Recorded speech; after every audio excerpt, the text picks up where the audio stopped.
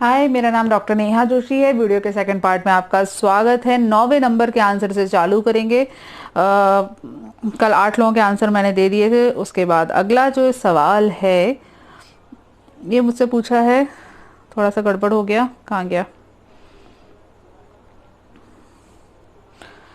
अगला सवाल जो है इन्होंने है, इनका नाम नहीं बता रही। 24 साल की उम्र है, जब 19 साल का था तब से मुझे पेशाब में धातु आ रही है। पिछले 5 साल से पेशाब में धातु आ रही है। 19 साल का था तब से आ रही है, अभी 24 के हो गए, मतलब 5 साल हो गया। क्रोनिक कॉन्स्टिपेशन भी रहता है, मुझे कोई फायदा नहीं हो रहा। ज्यादा हस्तमैथुन करने की वजह से मुझे पेशाब में धातु आना शुरू हुआ। मैं बहुत परेशान हूँ। दूसरा बात, एक छोटा सा सवाल ये है, क्या किसी ऑपरेशन के जरिए या कोई दवाई के जरिए कुछ समय के लिए वीर्य वाहिनी को ब्लॉक किया जा सकता है या वीर्य को रोका जा सकता है, क्योंकि अभी मैं 5 साल शादी नहीं करूंगा। देखिए, पहले दूसरी बात का आपको जवाब दे देते हैं कि किसी भी ऑपरेशन के माध्यम से आप अपनी वीर्य वाहिनी को कुछ समय के लिए ब्लॉक नहीं कर सकते। जो लोग परमानेंटली बच्चा नहीं चाहते हैं उनके पास जरूर ऑप्शन होता है। वैसेक्टॉमी एक ऑपरेशन होता है, नसबंदी जिसको बोलते हैं, वो किया जाता है, लेकिन ये परमानेंट सोल्यूशन है। इसको ओपन किया जा सकता है लेकिन वो कॉम्प्लिकेटेड होता है, ठीक है, लेकिन इतना आसान नहीं होता, वो कॉम्प्लिकेटेड होता है। तो जनरली अगर आप 5 साल 6 साल ये सब के लिए नहीं चाहते हैं तो उसका एक ही सोल्यूशन है कि जब आप किसी व्यक्ति के औरत के साथ सेक्स करें तो प्लीज कॉन्डम का इस्तेमाल करें, ठीक है। व्यक्ति मैंने बोल दिया वो इसलिए, अगर ये कपल होते हैं तो उनमें तो ऑब्वियसली प्रेगनेंसी के तो चांस नहीं ठहरेंगे ना, इसलिए औरत शब्द का इस्तेमाल किया। जब भी किसी फीमेल पार्टनर के साथ आप सेक्स करेंगे प्लीज कॉन्डम का इस्तेमाल करें, उसके अलावा कोई सोल्यूशन नहीं है। जो आपका पहला सवाल था उसके ऊपर आगे बढ़ते हैं। देखिए, 5 साल से धातु जा रही है, कोई खास आपको, एक्चुअली मैं 1000 वीडियो में ये बता चुकी हूँ, हर बार उस चीज के सवाल आते हैं कि जो सेक्सुअल प्रॉब्लम होती है उसका जो रीजन होता है वो केवल और केवल गलत लाइफ स्टाइल होता है। गलत लाइफ स्टाइल की वजह से इंसान का दिमाग वीक हो जाता है। धातु जाना क्या है? आपको लग रहा होगा कि यार ये कोई बीमारी हो गई जिससे शरीर से धातु आ रही है, शरीर से स्पर्म लॉस हो रहा है, सीमन लॉस हो रहा है। कुछ नहीं है। ये आपने क्या होता है, आपने जैसे हस्तमैथुन किया, हस्तमैथुन के दौरान क्या होता है कि इंसान चाहता है कि उसको जल्दी ऑर्गाज्म आ जाए जिससे वो जल्दी फ्री हो जाए। जल्दी ऑर्गाज्म के चक्कर में आपने अपने दिमाग को ट्रेनिंग दी कि जल्दी ऑर्गाज्म आना है। बार बार ये चीज करते रहे, एक दिन में 2 बार 3 बार, बार बार आपके दिमाग को ट्रेनिंग गई कि जल्दी ऑर्गाज्म लाना है, जल्दी ऑर्गाज्म लाना है, जल्दी ऑर्गाज्म लाना है। इस तरीके की आपने ट्रेनिंग गई। जब आपका लंबे समय तक आप ये चीज करते रहते हो तो दिमाग आपका उस चीज के लिए ट्रेंड हो जाता है। फिर वो हर सेक्सुअल थॉट पे स्पर्म निकालता रहता है। उसका यही काम है कि भाई निकालते रहो निकालते रहो। ये आपके दिमाग को गलत ट्रेनिंग का ही नतीजा है। अब इसको ठीक कैसे करना है? जब आपने गलत ट्रेनिंग दी तो आप सही ट्रेनिंग दे दो, आपके हाथ में, किसी और को कुछ नहीं करना उसमें। सेक्सुअल चीजों के बारे में सोचना छोड़ दो, दिमाग को रिलैक्स करना चालू कर दो। अब ये सुनते ही ज्यादातर लोगों को खराब लगता है। हमेशा लोगों को लगता है मैं तो सोचते ही नहीं, मैंने तो किसी औरत के बारे में आज तक गलत सोचा ही नहीं। पर एक आयुर्वेद में एक चीज कहावत है, ठीक है, जो एक तरीका, इसका मतलब यही है कि हाथ कंगन को प्यार से क्या, जहां जहां अग्नि होती है वहां वहां धूम होता है। हम लोग कॉलेज में इसको बड़ा हंसते थे, बाद में समझ में आया इतने साल प्रैक्टिस करने के बाद कि ये कितनी इंपॉर्टेंट चीज है, ठीक है। जहां जहां धुआं है वहां वहां ये तय है कि अग्नि थी किसी ना किसी रूप में। अगर धुआं बिना आग के नहीं उठ सकता, यदि सेक्सुअल प्रॉब्लम है, यदि वीर्य का लॉस हो रहा है, यदि आपका सीमन शरीर से बाहर निकल रहा है, इसका मतलब है कि आपके दिमाग में सेक्सुअल थॉट आ रहे थे। यदि आप इसको एक्सेप्ट कर लोगे और इसका ट्रीटमेंट चालू कर दोगे तो आप ठीक हो जाओगे। यदि आप इसको एक्सेप्ट नहीं करोगे और केवल दवाइयों के सहारे अपने आप को ठीक करने की कोशिश करोगे तो नहीं होगे, पहली चीज। दूसरी बात, आपको ठीक होने में काफी लंबा समय लगेगा। अभी आपको 5 साल शादी नहीं करनी, बहुत अच्छी बात है। आप 1 साल 2 साल बहुत हेल्दी लाइफ स्टाइल जियो। 1 साल अगर आप हेल्दी लाइफ स्टाइल जी लो, 365 दिन, तो 366वें दिन आप सही होगे, ये कोई भी व्यक्ति आपको बोल सकता है, ठीक है। इसके लिए कोई आपको नासा की रिसर्च की जरूरत नहीं पड़ेगी, सिंपल सा लॉजिक है ये। आपको क्या करना है, पहली चीज तो रेगुलर एक्सरसाइज चालू कर दीजिए, ठीक है। पहली चीज एक्सरसाइज रेगुलर करना है। दूसरी चीज, खाने पीने का बहुत अच्छे से ध्यान रखना है। खाना हेल्दी खाइए, सात्विक भोजन करिए। सात्विक भोजन का मतलब क्या है? रोटी सब्जी दाल चावल खानी है, ज्यादा तीखा तला मिर्ची वाला खाना, तली हुई चीजें, ये सब अवॉइड करनी है। जैसे वो कहते हैं ना, पुराने ऋषि लोग होते थे, वो किस तरीके का खाना खाते थे? सात्विक भोजन, है ना। कम घी तेल मसाले होने चाहिए उसमें, भुना हुआ नहीं होना चाहिए, ज़्यादा तीखा नहीं होना चाहिए, चटपटा नहीं होना चाहिए, बिल्कुल सात्विक भोजन करिए, ठीक है। जितने भी गलत दोस्त हैं जो आपको पॉर्न मूवीज दिखाते हैं, जोक्स करते हैं और लड़कियों के बारे में उल्टी सीधी बातें करते हैं, उनको अवॉइड कर दीजिए। रेगुलर मेडिटेशन करना है, रेगुलर बुक्स पढ़ना है, ठीक है। इतनी सी चीजें आपको करनी है, कोई दुनिया भर की आपको मेडिसिन लेने की जरूरत नहीं है। एक मेडिसिन मैं आपको बता रही हूँ जो कि आपके कॉन्स्टिपेशन को सही करेगी, साथ ही साथ आपके शरीर में ठंडक लाने का काम करेगी। पहली चीज तो सुबह शाम खाना खाने के बाद चंदनासव आपको प्रयोग करना है। चंदनासव लिक्विड मेडिसिन है, 10-10 ml की मात्रा में सुबह शाम खाना खाने के बाद आपको प्रयोग करनी है, ठीक है। दूसरी चीज, सुबह सुबह खाली पेट अविपत्तिकर चूर्ण लेना है। मैं अपने हर वीडियो में अविपत्तिकर चूर्ण तो शायद बताती हूँ। उसका कारण है कि जब तक पेट की अग्नि शांत नहीं होगी, जब तक पेट के अंदर की जो एसिडिटी बन रखी है, जब तक पेट के अंदर जो गंदगी बन रखी है वो डाइजेशन नहीं होगी और शरीर से बाहर नहीं निकलेगी, तब तक आपकी बीमारी सही नहीं होगी। तो मैं लगभग हर व्यक्ति को अविपत्तिकर चूर्ण तो देती हूँ, ये मेरा पेटेंट है। तो सुबह सुबह आपको अविपत्तिकर चूर्ण आपको सेवन करना है, 5 ग्राम की मात्रा में सुबह सुबह उठकर खाली पेट आपको अविपत्तिकर चूर्ण का आपको सेवन करना है। पेट साफ होना बहुत जरूरी है, इसलिए रात को सोते समय, सोने से ठीक पहले 5 ग्राम की मात्रा में त्रिफला चूर्ण खाइए। त्रिफला स्तंभक भी होता है, तो आपकी शुक्र की जो समस्या है उसको भी दूर करने का काम करेगा, साथ ही साथ आपको जो ये प्रॉब्लम है उसमें भी फायदा पहुंचाएगा, साथ ही आपको जो कॉन्स्टिपेशन है उसमें भी फायदा पहुंचाएगा। तो 5 ग्राम की मात्रा में आपको त्रिफला का प्रयोग करना है गुनगुने पानी के साथ, ठीक है। ये मेडिसिन साथ में काम करेंगी। मेन काम है आपके दिमाग का, और दिमाग को सही करना केवल और केवल आपके हाथ में है। विश्वास मानिए, इसमें टाइम लगेगा। 15 दिन किया, 16वें दिन सोचा कोई फायदा नहीं हुआ, कोई मतलब नहीं है, दूसरे डॉक्टर के पास जाते हैं, तो केवल डॉक्टर्स चेंज होंगे, कुछ नहीं होगा। यदि आपने ठान लिया कि मुझे ठीक होना है, तो आपने प्रयास करना चालू कर दिया। शुरू के 1 महीने आपको बहुत टफ लगेगा, उसके बाद थोड़ा कम टफ लगेगा, 3 और 4 महीने में आपको खुद ही अपनी बॉडी में अंतर दिखाई देने लग जाएगा। फिर आपको मेरी बात पे विश्वास करने की कोई प्रूफ की जरूरत नहीं पड़ेगी, फिर आप खुद ही करोगे कि हाँ मुझे अच्छी लाइफस्टाइल फॉलो करनी है, मुझे अंतर लग रहा है। तो ठीक इसी तरीके से पेशेंस से आप काम करिए। 1 साल के लिए अपनी बॉडी को ट्रांसफॉर्म करने का, अपनी एनर्जी को यूटिलाइज करने के लिए अपना जो 1 साल का कोर्स करते हैं ये करिए अपने साथ में, ठीक है। मेडिसिन के नाम मैंने आपको बता दिए, क्या करना है इसमें। अगला सवाल इसके बाद फिर से ईमेल में लेना है। ये सवाल किधर गया भाई, किधर गया। इन्होंने बहुत लंबा सवाल पूछा था, 3-4 तरीके से मैसेज करके इन्होंने पूछा था।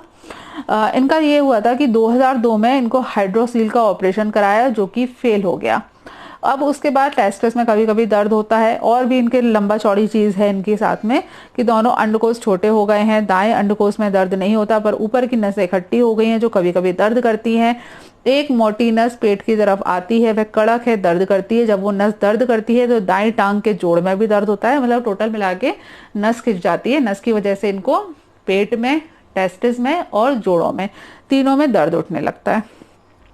पेट के अंदर गैस भी इनको काफी ज्यादा मचती है। गैस बनने के लिए इन्होंने मेरा एक वीडियो देखा, उसके बाद तिल तेल का प्रयोग किया, उससे इनको आराम मिला। इन्होंने लिखा है कि उसको कहाँ गया, आपका डकार वाला वीडियो देखा तो मैं तिल तेल का प्रयोग किया तो डकार में थोड़ा हल्कापन आया, पर बंद नहीं हुआ, ठीक है। 2011 से कानों में आवाज आ रही है, पूरे दिमाग में आवाज घूमने लगती है। साथ में डॉक्टर ने हेडफोन से गाने सुनने के लिए बोला। 8 साल तक किया, 6 महीने पहले अंग्रेजी दवा बंद कर दी, 4 महीने से देसी दवा खा रहा हूँ, लेकिन उससे भी कोई फर्क नहीं पड़ा। डॉक्टर ने 3 महीने में ठीक होने के लिए बोला था। समझ नहीं आ रहा कहाँ जाऊँ, नींद भी नहीं आती, कमर दर्द होता है, कभी इसकी भी दवाई खाई वो भी ठीक नहीं हुआ, ठीक है। और भी लंबा चौड़ा इन्होंने बताया है। योगा ट्राई करते हैं, कभी दायां नाक बंद हो जाता है। जब दायां नाक बंद हो जाता है तो दायां दिमाग, दाईं छाती, अंडकोश तक गर्म रहता है, दूसरा हिस्से में खालीपन, ठीक है। 45 साल के हैं और शुक्राणु भी नील है। एजोस्पर्मिया की भी प्रॉब्लम है, बहुत सारी दवाई खा चुके, उससे आराम नहीं मिला, ठीक है। इसी के साथ इन्होंने एक चीज और लिखी थी कि घुटनों के नीचे दोनों पांव रात में के समय ठंडे हो जाते हैं, मतलब जो पैर होते हैं घुटने के नीचे काफी ठंडे हो जाते हैं, कोहनी से लेके उंगलियों के बीच में भी काफी ठंडे हो जाते हैं, ठीक है। बहुत सारे सवाल, बहुत सारा डिटेल में बताया है इन्होंने। इन्होंने अपनी रिपोर्ट भी मेरे को भेजी है। रिपोर्ट में इनको यूरिक एसिड थोड़ा सा बढ़ा हुआ आया है, मैंने नोट करके रखा है। अब ऐसा मत सोचिए तुक्का मार रही हूँ, ईमेल पढ़ के उसके नोट्स बना के रखती हूँ मैं। यूरिक एसिड इनका थोड़ा सा बढ़ा हुआ है, टोटल कोलेस्ट्रॉल भी बढ़ा हुआ है, 45 साल की उम्र है, वेट इनका 92 kg है। ठीक है, और अल्ट्रासाउंड जो इन्होंने करवाया था उसमें टेस्टिस की साइज थोड़ी सी छोटी आई है, बाकी सारी रिपोर्ट इनकी नॉर्मल है। ठीक, देखो आपने इतनी सारी लंबी चौड़ी हिस्ट्री जो मुझे बताई है, मैं आपको क्या बताऊं, मुझे समझ नहीं आ रहा। आपको डॉक्टर को दिखाने की ज़रूरत है, थेरेपिस्ट को बहुत ज़्यादा ज़रूरत है। कुछ है आपके मन के अंदर जो कि बाहर नहीं निकल पा रहा है। आपको प्रॉब्लम है, ठीक है, यूरिक एसिड थोड़ा सा बढ़ा हुआ है, यूरिक एसिड की वजह से किडनी में प्रॉब्लम आती है, तो जिसकी वजह से हाथ पैरों में सुन्नपन वगैरह ये सारी प्रॉब्लम आ जाती है। कोलेस्ट्रॉल आपका बढ़ा हुआ है, वेट आपका बहुत ज़्यादा बढ़ा हुआ है, लेकिन ये इतनी ऐसी प्रॉब्लम नहीं है कि जिससे ये बात सब सिम्टम आए। ठीक है, आपको कुछ प्रॉब्लम है, आपके मन के अंदर कोई बात है, कोई चीज़ है जो बहुत फंसी हुई है। जब वो फंसी हुई बात नहीं निकल पाती तो आपको पेट के अंदर दर्द महसूस कराती है। हो सकता है आपको लगे कि मेरे पैसे वेस्ट चले गए, मैंने गलत जगह डिस्कशन कर लिया, पर आपको एक थेरेपी का सेशन लेने की ज़रूरत है। आपको किसी प्रोफेशनल व्यक्ति से मिलने की ज़रूरत है, क्योंकि कुछ प्रॉब्लम है, आई नो दैट कुछ प्रॉब्लम है आपके सबकॉन्शियस माइंड में, कहीं ना कहीं कोई ना कोई बात फंसी हुई है जो आपको परेशान कर रही है। जब वो बात आपको याद आने लगती है, जब वो बात आपके दिमाग के अंदर घूमने लगती है, तब आपको ये सारी प्रॉब्लम आती है। कभी आपको अचानक से दर्द उठता है, तभी आपको राइट और लेफ्ट पार्ट में कुछ डिफरेंट महसूस होने लगता है, और जब वो बातें अंदर ही अंदर घुटती रहती हैं तो वो आपके दिमाग के अंदर दुनिया भर की आवाज़ें पैदा करती हैं। आपको कानों में जो आवाज़ सुनाई देती है, दिमाग में आवाज़ सुनाई देती है, वो उसी का अंतर है। मैं आपको केवल यूरिक एसिड के लिए आपको ट्रीटमेंट बता रही हूँ जो आपका बढ़ा हुआ है, साथ ही साथ आपकी जो हाथ पैरों में सुन्नपन आ जाता है, ये वाले हिस्से जो ठंडे हो जाते हैं, उसके लिए ट्रीटमेंट बता रही हूँ। इन दोनों कंडीशन के लिए, पहले तो यूरिक एसिड की ट्रीटमेंट के लिए आपको गोक्षुरादि गुग्गुल का प्रयोग करना है। गोक्षुरादि गुग्गुल टैबलेट फॉर्म में आती है, इसकी 500 मिलीग्राम की एक टैबलेट होती है। तो जब आप दुकान पे खरीदने जाओगे तो वो आपको एक डिब्बी देंगे जिसमें 40 गोलियां होती हैं। गोक्षुरादि गुग्गुल की 2-2 टैबलेट की मात्रा में सुबह शाम खाना खाने के बाद आपको प्रयोग करनी है। इसे चबाकर प्रयोग करिएगा, तो या फिर तो आप मुंह में रखकर इसे चबा लीजिए, ऊपर से गुनगुना पानी पी लीजिए। अदरवाइज आप इस गोली को पहले सॉरी पहले थोड़ा सा गला चिपक गया, सॉरी। आप इसे क्या करिए, या फिर तो चौकी बेलन पर इसको पीस लीजिए, पीस करके जो पाउडर बन जाएगा आप पाउडर मुंह में रखिए और खा लीजिए। ठीक है, सिंपल सा तरीका है। दोनों टाइम खाना खाने के बाद आपको गोक्षुर काढ़े का भी प्रयोग करना है, गोक्षुरादि क्वाथ। गोक्षुरादि क्वाथ 10-10 ml की मात्रा में सुबह शाम खाना खाने के बाद। आप दोनों चीजें साथ में प्रयोग कर सकते हैं, अलग अलग वाली आपको टेंशन लेने की जरूरत नहीं है। रात को सोने से पहले लवण भास्कर चूर्ण का प्रयोग करना है। 1 गिलास पानी में 1 चम्मच की मात्रा में तिल का तेल डालकर प्रयोग करिएगा। लवण भास्कर चूर्ण आधे चम्मच की मात्रा में, फंबल क्यों कर रही हूँ पता नहीं, आधे चम्मच की मात्रा में सुबह रात को सोने से पहले आपको गुनगुने पानी के साथ प्रयोग करना है। पानी में 1 चम्मच की मात्रा में तिल का तेल जरूर डालिएगा। ठीक है, इस तेल को जब आप डालेंगे तो आपके पेट के अंदर चिकनाई आएगी। चिकनाई आने से आपका पेट भी अच्छे से साफ होगा, आपके शरीर में जो वात की दुष्टि है वो भी सही होगी, और आपकी जो किडनी प्रॉब्लम आ रही है, जो यूरिक एसिड बढ़ा हुआ है, उसमें भी आपको फायदा होगा। ठीक है, थेरेपी आपके लिए बहुत बहुत बहुत ज़्यादा ज़रूरी है, क्योंकि कुछ ना कुछ प्रॉब्लम है आपके सबकॉन्शियस माइंड में। और थेरेपी को लेके ना बहुत ज़्यादा टेंशन लेने की ज़रूरत नहीं है ना, मनोवैज्ञानिक से आपको दिखाने की ज़रूरत है, क्योंकि दिमाग पार्ट है यार, हो जाती है। हम लाइफ में इतने सारे लोगों से मिलते हैं, कभी किसी की बात हर्ट कर जाती है, कभी कुछ बात हो जाती है जो दिमाग के अंदर फंस जाती है। मनोवैज्ञानिक से मिलने का मतलब ये बिल्कुल नहीं है कि कोई व्यक्ति क्रेजी है, पागल है। यार जब किडनी खराब हो सकती है तो दिमाग में कोई थॉट क्यों नहीं हो सकती? इतना टैबू बनाने की, इतना ज़्यादा टेंशन लेने की क्या ज़रूरत है? सिंपल सी चीज़ है।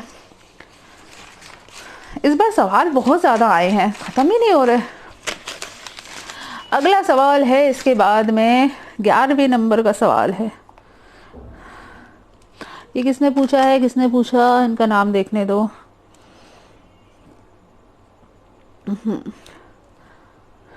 इन्होंने सवाल पूछा है कि I am 40-year-old male, suffering from multiple problem, having thyroid, T3 T4 is in average level. I am talking thyroxine 50 gram. I am also facing tonsil problem, taking antibiotic. Me also diabetic with diabetic level 155, empty stomach. देखो तीन चीजें हैं। पहली चीज तो इनको thyroid की problem है, जिसमें थायराइड में तीन टेस्ट होते हैं, TSH, T3 T4। इसमें T3 और T4 इनका नॉर्मल आ रहा है, TSH इनका थोड़ा सा बढ़ा है, ठीक है। और इनकी डायबिटीज भी बढ़ी है, इम्पिटी स्टमक, खाली पेट इनकी 155 आ रही है, और फिलहाल की कंडीशन में टॉन्सिल की प्रॉब्लम है, जिसके लिए एंटीबायोटिक ले रहे हैं।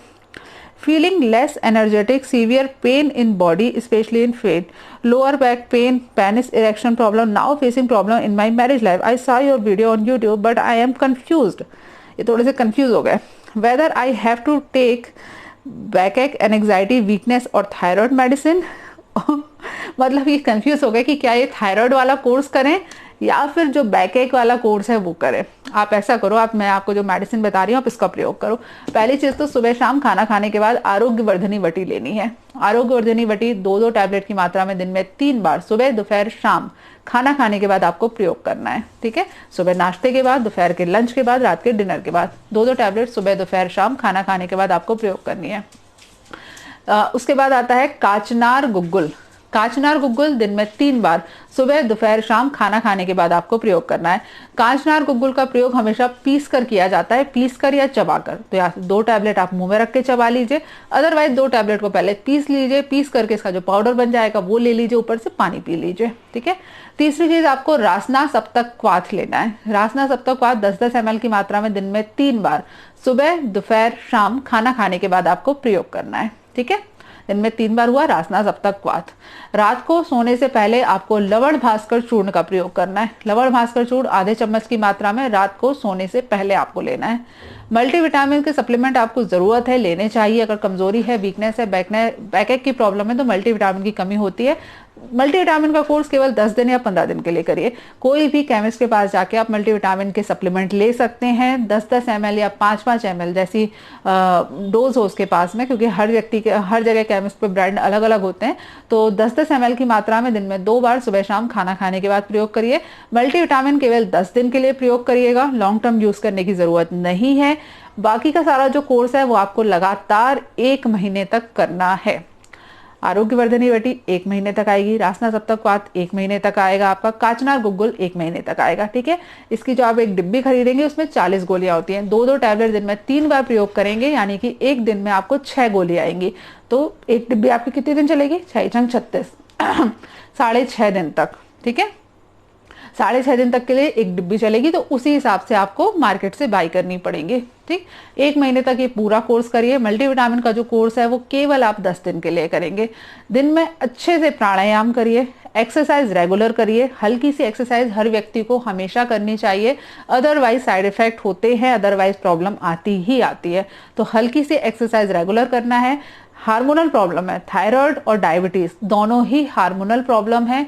हार्मोन्स को ठीक करने के लिए एक्सरसाइज, मेडिटेशन और स्ट्रेस का कम होना बहुत ज़्यादा ज़रूरी है। तो एक्सरसाइज करिए, मेडिटेशन करिए, दोनों चीज़ें करेंगे आपकी स्ट्रेस कम हो जाएगा। उसके बावजूद यदि आपको स्ट्रेस होता है तो उस स्ट्रेस को डील करने के लिए, पर्टिकुलर किस चीज़ का स्ट्रेस है, वर्क का स्ट्रेस है तो थोड़ा सा वर्क से टाइम निकालो। मैरिज लाइफ में कोई प्रॉब्लम चल रही है तो आपस में कम्युनिकेट करो। यदि आपके साथ इंटरनली कोई प्रॉब्लम है, आपको लगता है कि आपकी कोई व्यक्तिगत निजी समस्या है, कई बार होता है ना, अपना पैशन नहीं फॉलो कर पाए, अपनी बात नहीं कह पा रहे, अपने दोस्तों को याद कर रहे हैं या कुछ भी ऐसी बात है, तो उसको डील करना है ना। अपना पैशन को फॉलो करने के लिए टाइम निकालो। तो स्ट्रेस का मैनेजमेंट करना बहुत ज़्यादा ज़रूरी है। ये कोर्स आप करिए, 1 महीने तक लगातार कोर्स करिए, आपको फायदा होगा। थायराइड की कंडीशन में भी फायदा होगा, डायबिटीज़ में भी फायदा होगा, ठीक है। डायबिटीज़ के रेगुलर जो प्रिकॉशन है वो तो आपको लेना ही है। खाना आपको टाइम से खाना है, सबसे ज़्यादा ज़रूरी है। दिन में कम से कम 3 बार खाना ज़रूर खाइए। खाने का अमाउंट आपको कम करना है, ठीक है। खाना बंद नहीं करना, खाना आपको टाइम से खाना है, खाने का अमाउंट कम करना है। खाने में वेजिटेबल की मात्रा खूब बढ़ाइए, भरपेट बढ़ाइए। खूब एक बड़ा कटोरा करके आपको वेजिटेबल्स खानी है। कार्बोहाइड्रेट और प्रोटीन और घी और फैट, ये सारी जो चीज़ें होती हैं उसकी मात्रा आपको कम करनी है, ठीक है। आई होप ये ट्रीटमेंट आपके लिए कंफ्यूजिंग ना रहा हो। ये पूरा ट्रीटमेंट अच्छे से नोट कर लीजिएगा। समझ में नहीं आए तो फिर से दोबारा रिप्ले करके वहां से देखिएगा जहां से आपका आंसर आता है, ठीक है। चलो अगले सवाल के ऊपर आगे बढ़ते हैं। मुझे ऐसा क्यों लग रहा है कि बीच में मैं एक सवाल भूल गई किसी का। एक नंबर मैंने गड़बड़ कर दिया, देखो उसको।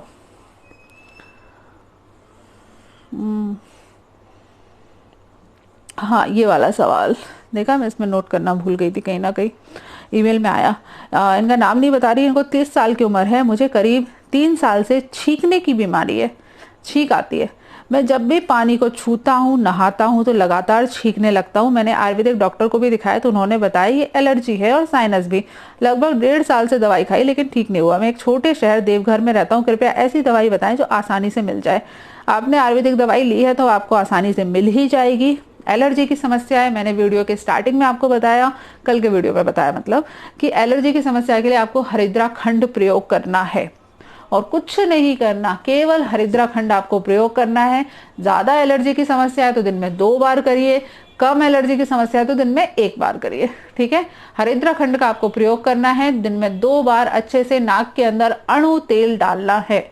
अणु तेल 2-2 बूंद दोनों नाक में, 2 बूंद इस नाक में, 2 बूंद इस नाक में, आपको नाक में अच्छे से डालना है और हरिद्रा खंड का आपको प्रयोग करना है और कुछ करने की जरूरत नहीं पड़ेगी।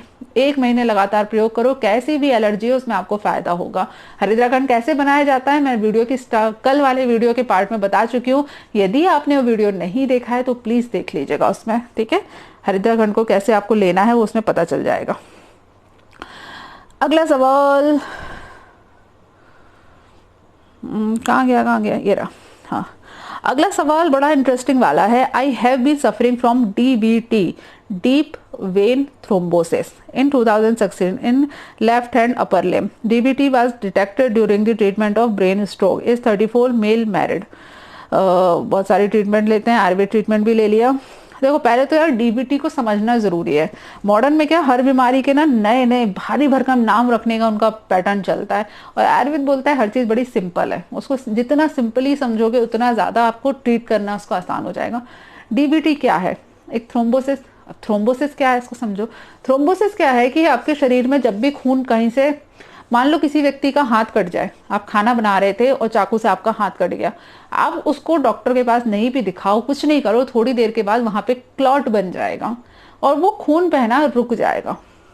ये हमारे शरीर की नॉर्मल फिजियोलॉजी होती है, ठीक है। जब ये क्लॉट बनने की प्रक्रिया हमारे शरीर के अंदर चालू हो जाती है, गलती से शरीर के अंदर जब खून रहता है तो बहता रहता है ना, कहीं पर भी कोई क्लॉट नहीं होता, लेकिन बाई चांस कभी कोई क्लॉट बन गया तो उसको थ्रोम्बस बोलते हैं, और जब ये जाकर आपकी वेन में जाकर फंस जाता है तो उसको डीप वेन थ्रोम्बोसिस बोल देते हैं। ठीक मिला के अगर साफ साफ बोलूं तो आपके ब्लड के अंदर जो आरबीसी हैं, जो प्लेटलेट्स हैं, वो आपस में चिपक जाती हैं। जैसे आपने कभी कुछ बनाया है, बेसन वगैरह घोला हो, तो कई बार अगर उसको ढंग से नहीं घोला तो बेसन के गुठले पड़ जाते हैं, तो बस इसी तरीके से आपकी आरबीसी और प्लेटलेट्स आपस में चिपक जाती है, ठीक। अब इसको एक तो मॉडर्न में इनके नाम बड़े अलग अलग रख देते हैं। वेन में हो गया तो डीप वेन थ्रोम्बोसिस रख दिया, ब्रेन में चला जाएगा तो स्ट्रोक कर देगा, हार्ट में आ जाएगा तो कार्डियक अटैक कर देगा। होता तो हर जगह ही है ना, ये जो थ्रोम्बस घूम रहा है, जहां जाकर जिस भी जगह पर फंस गया, जहां पर फंस गया बड़ी नली से तो निकल जाएगा, छोटी छोटी नली में जाके फंस जाएगा, जहां फंस गया वहां उसके आगे आपकी ब्लड सप्लाई नहीं हो पाई, ब्लड सप्लाई नहीं हुई तो ऑक्सीजन नहीं पहुंची, न्यूट्रिशन नहीं पहुंचे, तो वो वाला जो ऑर्गन है वो डैमेज होने लगता है। अब इसको दूर कैसे करना है? सिंपल सी चीजें हैं। आपकी आरबीसी आपस में स्टिकी क्यों हो गई, क्यों चिपक गई? आयुर्वेद के 2 गुण होते हैं, एक गुरु और लघु। ये तो हर व्यक्ति ने सुन रखे हैं, फलाना खाना बड़ा गुरु होता है, ये भारी खाना है, ये हल्का खाना है ना। दलिया खिचड़ी हल्के खाने में आ गए, पूड़ी पराठा भारी खाने में आ गए, और लोग समझते हैं कि बस आयुर्वेद इतने में ही सिमट गया। गुरु और लघु, इनके अलावा आयुर्वेद में 18 गुण और होते हैं। आयुर्वेद में 20 तरीके के गुणवादी गुण बोले गए हैं, ठीक है। उसमें से एक गुण होता है विशिद और पिच्छल। अभी आपको बड़े बड़े वर्ड लग रहे होंगे, क्या है ये, जरूरी है इस चीज को समझना। आयुर्वेद इतना सिंपल नहीं है कि बस जरा सा आप लोगों ने कुछ भी घरेलू नुस्खे पढ़ लिए और उसमें ट्रीटमेंट हो गया। ये हमारी आरबीसीज जो होती है, हमारे बॉडी का कोई भी फंक्शन, जब उनमें नॉर्मल स्निग्धनेस, मतलब ये स्लिपरी मूवमेंट बना रहता है तो हमारे शरीर अच्छे से फंक्शन करता है। लेकिन जब ये स्टिकी हो जाते हैं, चिपचिपे, जैसे कभी गोंद हो जाती है या जो चाशनी होती है, ये आपस में चिपक जाते हैं, तो ये गलत चीज हो जाती है। ये चिपकने लगते हैं और चिपकेंगे तो प्रॉब्लम करेंगे, चाहे वो आपकी वेन में चिपके, चाहे ब्रेन में चिपके, या आपके हार्ट में चिपके, या आपके पैर के उसमें चिपके, कहीं पर भी हो सकते हैं। यहाँ आपको ट्रीटमेंट क्या करना है, आपके ब्लड में जो ये प्रॉब्लम आ गई है उसको दूर करना है आपको। आपने आयुर्वेदिक दवाइयाँ भी ली हैं, मैं किसी आयुर्वेद डॉक्टर की बुराई नहीं कर रही, डेफिनेटली उन्होंने कुछ ना कुछ सोचा होगा।